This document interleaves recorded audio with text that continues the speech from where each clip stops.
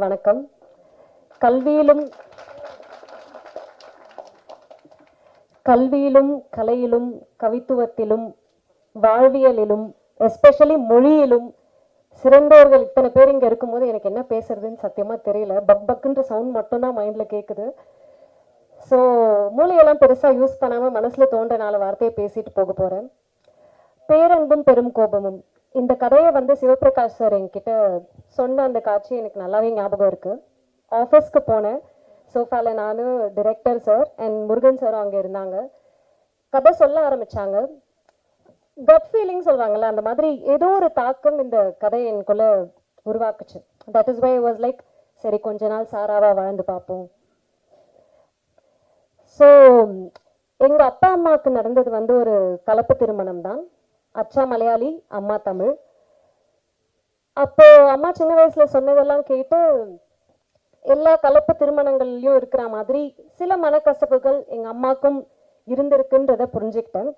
But எங்க அப்பா அம்மா எனக்கு பாலூட்டி வளர்த்ததோட சேர்த்து பாரதியோட நிறைய வரிகளை படிச்சும் வளர்த்துருக்காங்க. அதுல ஒண்ணு நான் கேட்டது, ஓடி விளையாடு பாப்பா, எல்லாருக்கும் தெரிஞ்சதுதான். நீ ஓய்ந்திருக்கலாகாது பாப்பா, கூடி விளையாடு பாப்பா, ஒரு குழந்தையை வையாதே பாப்பா. இப்படி ஆரம்பிச்சு ஒழுக்கத்தை சொல்லி கொடுத்த பாரதி அப்படியே ஓருயிர் 2 உயிர் எல்லாரோடையும் நம்ம சேர்ந்து இருக்கணுன்ற மாதிரி கோழி, நாய், பசு எல்லாத்தோடையும் சேர்ந்து விளையாடணும் பாப்பான்னு சொல்லுவாரு. அதை முடிச்சு நெக்ஸ்ட் இல் மூவ் டு தாயை பற்றி பேசியிருப்பார். அதற்கு பின் தமிழை பற்றி பேசியிருப்பார். அதுக்கப்புறம் இந்தியாவை பற்றி பேசியிருப்பாரு.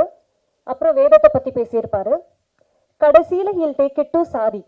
சாதிகள் இல்லையடி பாப்பா அப்படின்னு ஸ்டார்ட் ஆகி 2 வேர்சஸ் இருக்கும். அதை சொல்லணும்னு ஆசை தான், பட் கொஞ்சம் கையெல்லாம் நடுங்குது. மீன் கண்டென்ட் ஆகிட விரும்பல, எங்கேயாச்சும் 1-2 வார்த்தை தப்பாக போய். ஸோ பார்த்து படிக்கிறதுக்கு I am just asking all of your permission. சாதிகள் இல்லையடி பாப்பா, குலத்தாழ்ச்சி உயர்ச்சி சொல்லல் பாவம், நீதி உயர்ந்த மதி கல்வி, அன்பு நிறைய உடையவர்களே மேலோர், உயிர்களிடத்தில் அன்பு வேணும், தெய்வம் உண்மை என்று தான் அறிதல் வேணும், வைரமுடைய நெஞ்சு வேணும், இது வாழும் முறையடி பாப்பா. பாரதியின் இந்த வரிகள் என் மனசுல வளரும்போது உண்டாக்குன தாக்கத்தை பேரன்பும் பெரும் கோபமும் படம் கண்டிப்பா பாக்குறவங்க மனசுல ஏதாச்சும் ஒரு விஷயத்தை விதைக்கும். சில கேள்விகளையும் எழுப்ப வாய்ப்புகள் உண்டு. அது என்னென்னலாம் உங்க மனசுல சொல்லுதுன்றத நீங்க எங்க கிட்ட சொல்றதுக்காக ஆஃபீஸ் போன அப்பா திருப்பி ரிட்டர்ன் வீட்டுக்கு வரும்போது என்ன வாங்கிட்டு வருவாருன்னு காத்துட்டு இருக்க குழந்தை மாதிரி கண்டிப்பா நானும் காத்துட்டு இருப்பேன்.